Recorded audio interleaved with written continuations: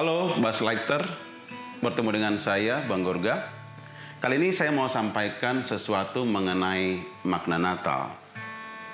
Saya kebetulan dengan keluarga tahun 2018 kemarin, kami dapat kesempatan untuk berlibur ke Eropa pas malam Natal. Dan kami boleh melihat di sana bagaimana suasana Natal di Swiss waktu itu. Ada banyak pernik-pernik Natal di sana, lampu-lampu hias yang begitu indah sekali. Tentunya kami sangat menikmati itu selama perjalanan itu.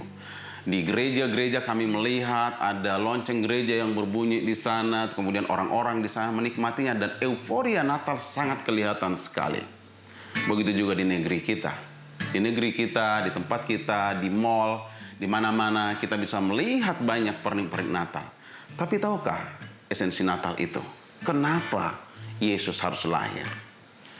Yesus Juru Selamat lahir di Betlehem. Yesus Juru Selamat lahir di Betlehem.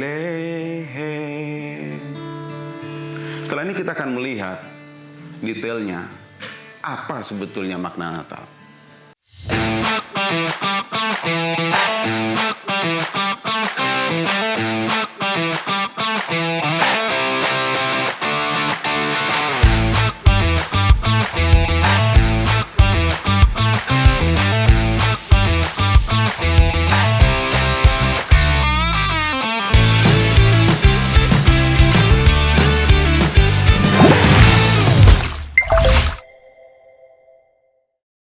Ya, kesempatan ini di makna Natal ini kita akan belajar tentang makna Natal dan saya akan bawa judulnya ini adalah Stairway to Heaven atau tangga menuju surga.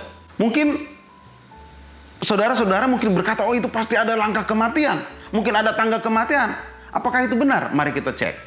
Yang pertama adalah iman. Di dalam 2 Petrus 1 ayat 5 berkata, ini saya buka contekan saya ya. Justru karena itu kamu harus sungguh-sungguh berusaha menambahkan kepada imanmu kebajikan. Jadi yang pertama itu adalah iman. Yesus berkata, akulah jalan kebenaran dan hidup. Tidak ada seorang pun yang datang kepada Bapa kalau tidak melalui aku. Oleh karena itu keren banget ya. Yesus berkata loh, bukan siapa-siapa, akulah jalan kebenaran. Nah, oleh karena itu yang pertama, langkah pertama adalah kita harus punya iman kepada Yesus. Dia berkata, akulah jalan kebenaran dan hidup. Seperti lagu yang tadi. Dia bilang, akulah juru selamat. Oleh karena itu, setelah kita punya iman, apa yang harus kita lakukan? Apakah cukup iman? Tapi Petrus berkata begini, tambahkanlah kebajikan kepada imanmu. Apa itu kebajikan?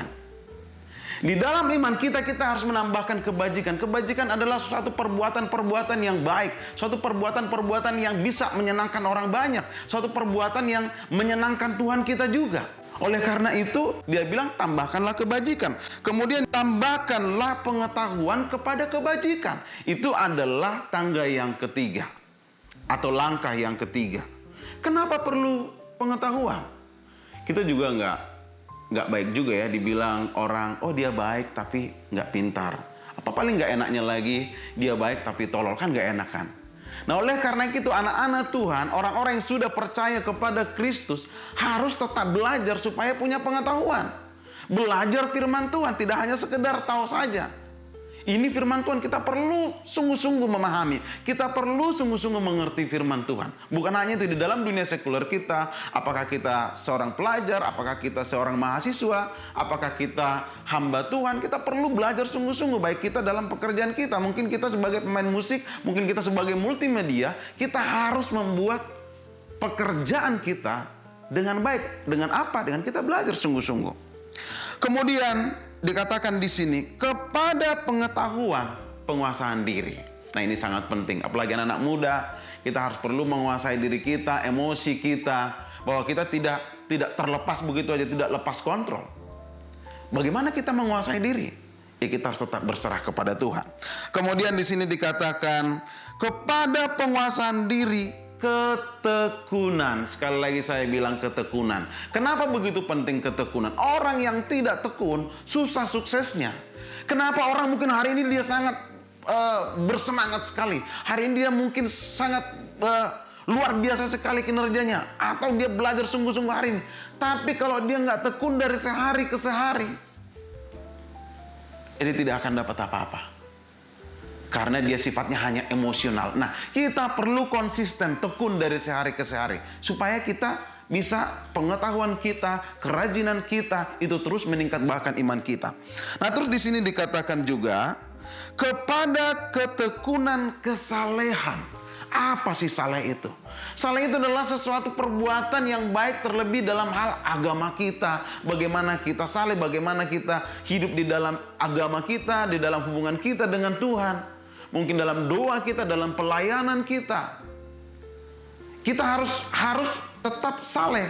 Nah, kemudian di situ dikatakan, dan kepada kesalehan kasih akan saudara-saudara.